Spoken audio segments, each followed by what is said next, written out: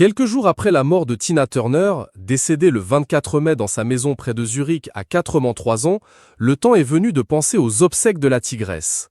La reine du rock'n'roll avait des volontés bien précises pour ses funérailles, à commencer par le lieu de son inhumation. Si elle est née et a grandi aux États-Unis, c'est en Suisse, là où elle a fini ses jours, que la chanteuse souhaitait être enterrée, d'après les propos de son ancien assistant Eddie Hampton, qui s'est livré auprès du Mirror. Outre le lieu de ses obsèques, Tina Turner avait des exigences sur le déroulé de celle-ci.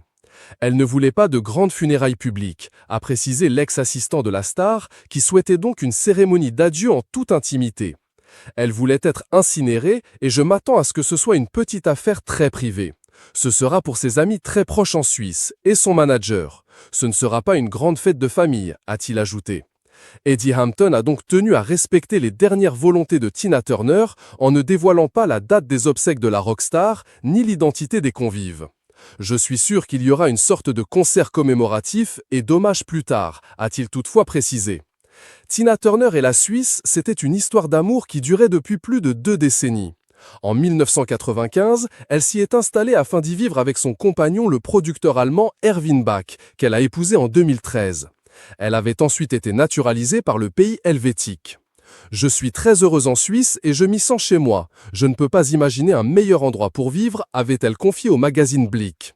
Neighbors paid tribute to the iconic Tina Turner by laying flowers and cards outside her house in the picturesque town of Küsnacht, Switzerland. #I can beat that Tina Turner song. La tigresse est décédée dans sa résidence principale, un manoir de Küsnacht, dans le canton de Zurich. Mais elle aimait également passer ses week-ends dans son immense propriété acquise en 2021 pour 76 millions de dollars de Steifa, un village cossu situé au bord du lac de Zurich. Cette maison devrait d'ailleurs être transformée en musée, selon Eddie Hampton, qui a précisé que le mari de Tina Turner avait donné son accord pour que l'endroit abrite les nombreux souvenirs et autres objets liés à la diva. Aux États-Unis, la native du Tennessee va également avoir droit à un bel hommage dans la ville où elle a vu le jour, à Brownsville. Bill Rose Jr., le maire, souhaite ériger une statue à l'effigie de la tigresse afin d'honorer sa mémoire. C'est d'ailleurs dans cette même ville que l'on trouve le premier musée consacré à Tina Turner, dans une école construite par son grand-oncle au XIXe siècle. Nul ne peut oublier la reine du rock'n'roll.